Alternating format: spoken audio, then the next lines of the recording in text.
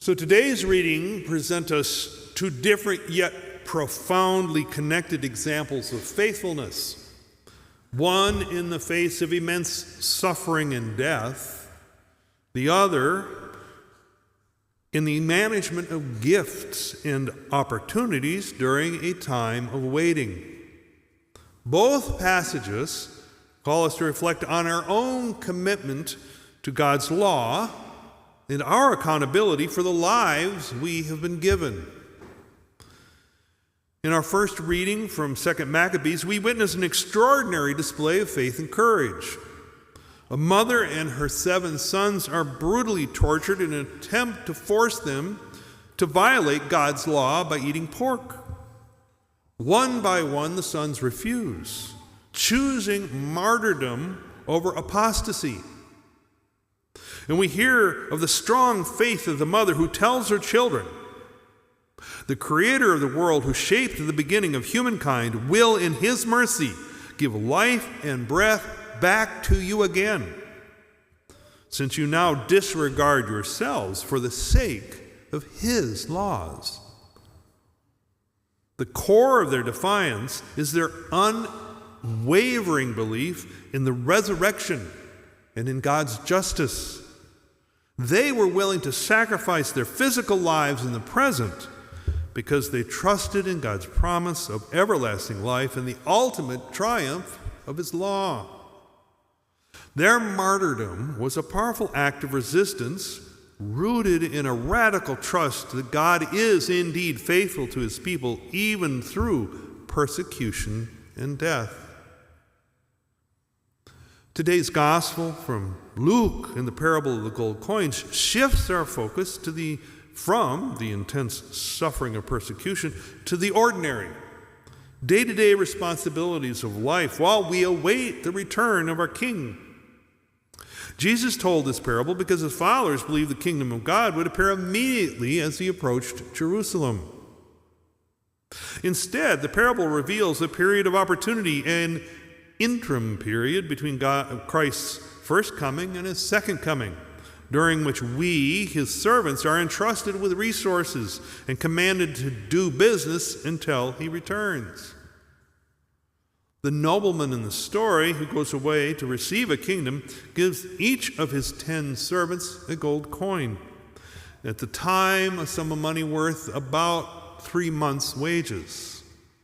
Upon his return, he holds them accountable for their stewardship. The faithful servants who invested their coin and produced a return are rewarded with greater responsibility and authority in the king's new kingdom. The third servant, however, hid his money out of fear, misunderstanding his master's character. And he was condemned as a wicked, slothful servant. His failure was not a lack of success, but a lack of faithfulness, a failure to act on the trust that was given to him. Both of today's readings underscore the essential Christian virtue of faithfulness. The Maccabean martyrs demonstrated faithfulness in the face of extreme adversity, reminding us that there are some things, namely our faith and loyalty to God, for which we must be willing to give up everything. Their witness calls us to examine the depth of our own convictions and to consider what we might be tempted to compromise in the face of pressure or fear.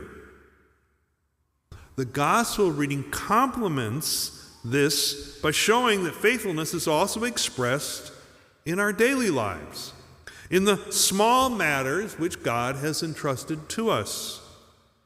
The gold coins represent the gifts, talents, opportunities, and the very gospel itself that we receive from Jesus. Now, we are not called to idly wait for Christ's return, but to actively use these gifts for the building up of His kingdom. The servant who buried his gold coin was paralyzed by fear, and that story serves to us as a warning against the spiritual inertia that comes from the misunderstanding of God's generous and just nature.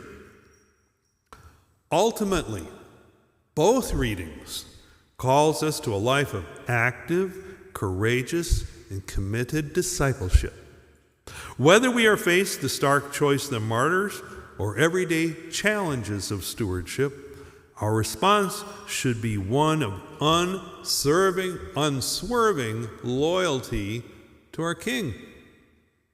We are to live our lives with an eternal perspective, knowing that the King will indeed return, and we will all be called to give account of our faithfulness.